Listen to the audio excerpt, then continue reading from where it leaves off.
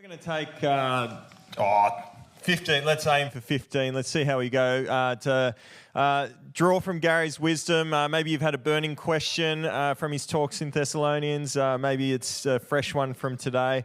But let's take this opportunity. Alita's going to walk around with the mic. So go on if you've got a question. I have one quick question. What was the score when you went to the Emirates? It was 2-2. What was that? Oh, that's a long time ago. What, 40? What, I was 17 years. That was when Arsenal were a great team and United were a great team, and Fiona was laughing because the net result was everybody left miserable. Everybody was dissatisfied. It's actually the best game of football I've ever seen. So. I'm an Arsenal fan, I should say. Sorry. I was hoping for a different result. Anyway. All right, who's got a question for Gary?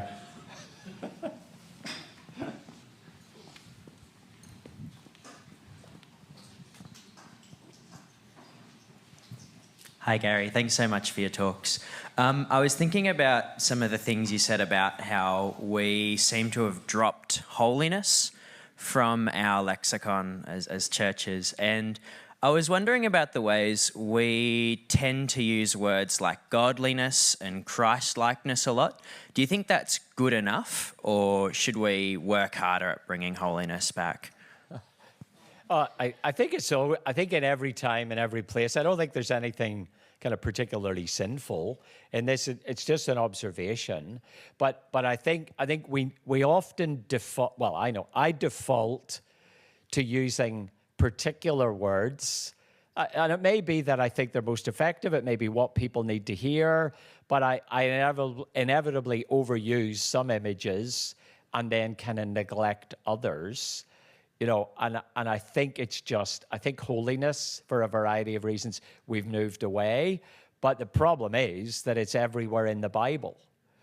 That God is, and I mean, we sing only a holy God, very happily, holy, holy, holy. But I think it has just sort of dropped out of one of the things. But I just think, God has given us the whole Bible. We need to use, at one level, all the ammunition God has given us, but we also need to take on board, to think about the categories, even at those at this moment, that aren't just our go-tos, because we always have strengths and weaknesses in the church. And part of the challenge of always reforming is making sure that we pick up the things that we've accidentally dropped and add them to the fulsome, kind of beautiful picture of what it means to be God's people, worshiping a God like this at this moment in history. Yeah. So I think we do need to make sure it's there, not just implied in godliness or Christ-likeness. But when the text uses that category repeatedly, I think we need to. Other questions?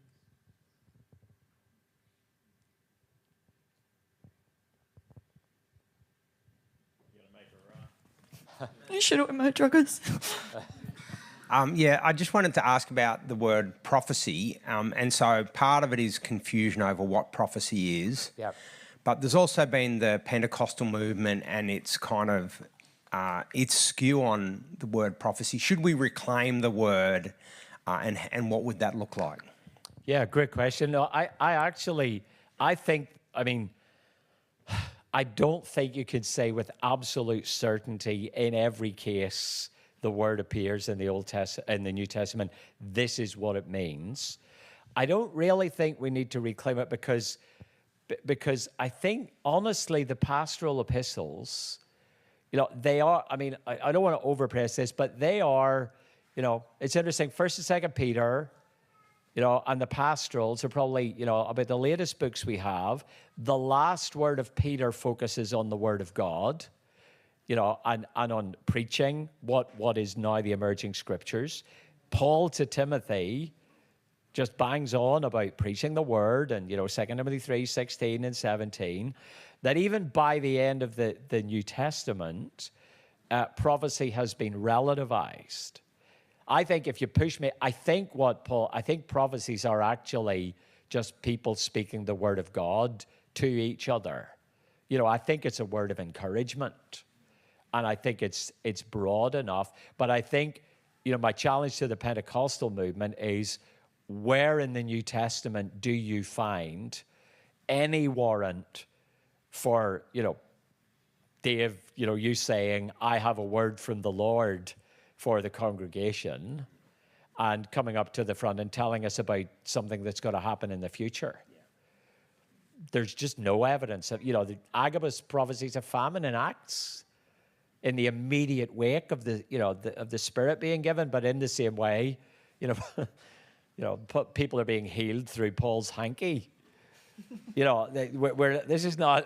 not in a normative situation yet, and as it goes on, the only time prophecy is mentioned in Thessalonians and in Corinth, and again, Paul is not saying whatever this is evil, and I think that's because it is essentially pointing people to what God has said through the Old Testament, but I don't think it's a supernatural kind of word from the future, and I think it's the elders' responsibility. They're given the warrant, test everything against the Old Testament scripture, so there is a self-regulation thing built in. I wish we had a bit more information, but I think we just have to be honest.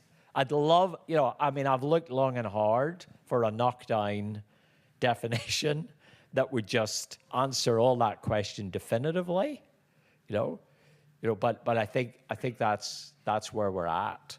And I think we do just have to allow for the fact that ultimately God is God, and God can do what he likes, and God normally works through ordinary means. But I'm not sure that we have quite enough to go, God will never do anything extraordinary. He will never speak his word into our lives at a moment where someone is applying what he's already said to our situation in a way that he actually nudges our paths. Yeah. But we're never encouraged to seek that. Yeah. So, and I'll just come back if that's okay. Yeah. I think, we talk about ordinary means, but I wonder whether we sometimes mundanify the ordinary means. Yeah. In that they're extraordinary. Yeah. This is God speaking to us is an extraordinary privilege that we mustn't kind of make mundane. I wonder whether sometimes we do that. Yeah, I think you're right. And somehow, and this is where I'm always kind of loath to say this because it makes me uncomfortable, but God, we went to Dublin. I sat under Don Carson teach through 1 Peter 5, 1 Peter 1-5, the Keswick Convention in 1999. I've been to countless Christian conferences. That whole conference, I actually felt like, Don, there were 4,000 people sitting there.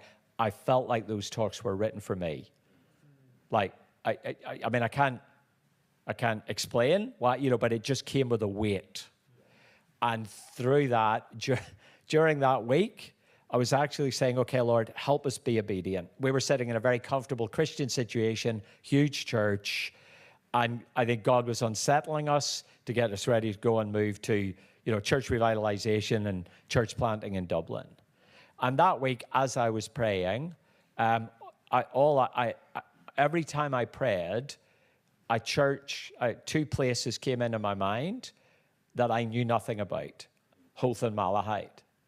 I had one conversation in my life about these churches, and the next week I went home, I sat down at my desk. Fiona went off to run a camp. The phone rang, and it was a guy phoning me to say, "I'd really love you to come and be the pastor of Hoth and Malahide." And I said, "Where is it?" Now, that amuses Fiona, my wife, to no end, because she goes, "You don't have any categories for that, do you?"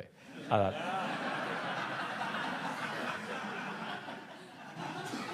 you can't really say "shut up" to your wife, but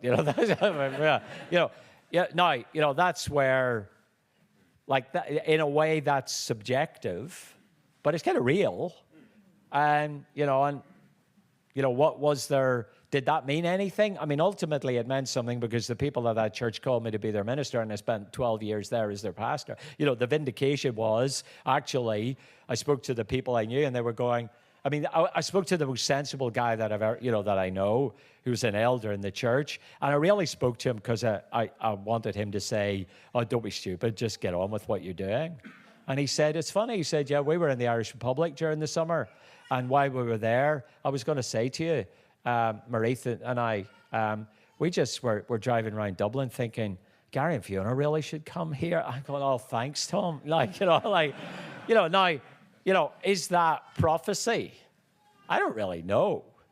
But does God, through the regular process, but the very special process of his word being expounded, our Christian brothers and sisters speaking wisdom into our lives, does God work like that? Yeah, I think those are the ordinary means. And I do think, one thing, when I was in church in Aberdeen, you know, the 2 Chronicles 1, chapter 1 church, the most remarkable thing about that church, I have never been part of a church that was so expectant on Sunday. You know, the last prayer at the prayer meeting that we were part of was always, the minister would always pray, and Lord, spare a thought for us in our own place tomorrow, that we might come expectantly to your word. And it was just, I mean, there was nothing cool or attractive about the church, really. I mean, it was kind of traditional and simple, but honestly, everybody came to church, I would say, hanging on God's every word.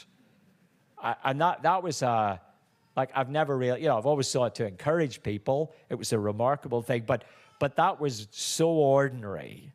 But there was, God will actually speak to us through this passage. And this is not merely explanation.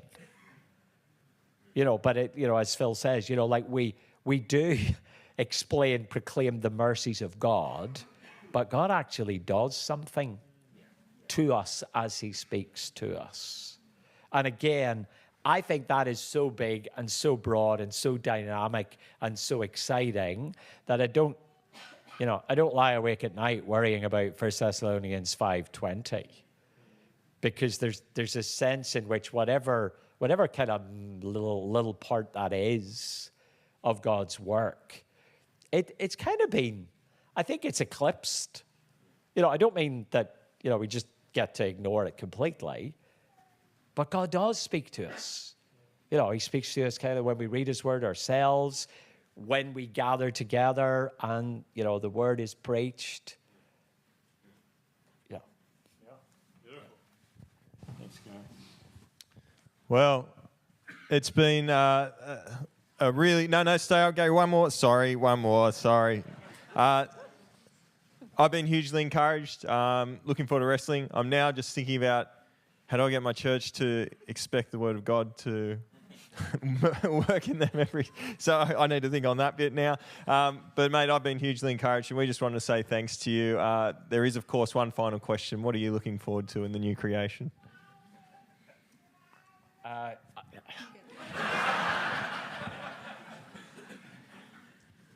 Honestly, the whole box and dice. I think,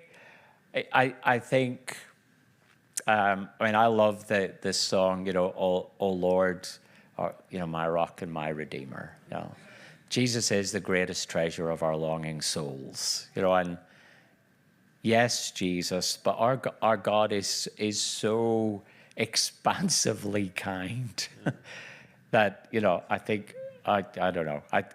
I think the reason we need a resurrection body is we simply could not cope with the beautiful intensity of knowing Christ and knowing life with our God, Father, Son, and Spirit forever. So, yeah, I know the whole thing. I know that's a cheat. Yeah, that's okay. Here is the wonderful FIEC tea towel to take home.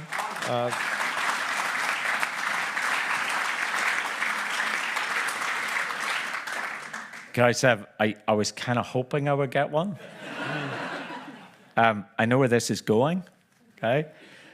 Some of you from Queensland, I don't know if you've ever looked into the staff kitchen as you kind of go halfway up the stairs. But there are several members of the faculty with whom I work who are incapable of washing and drying their own dishes. Okay? Sorry. And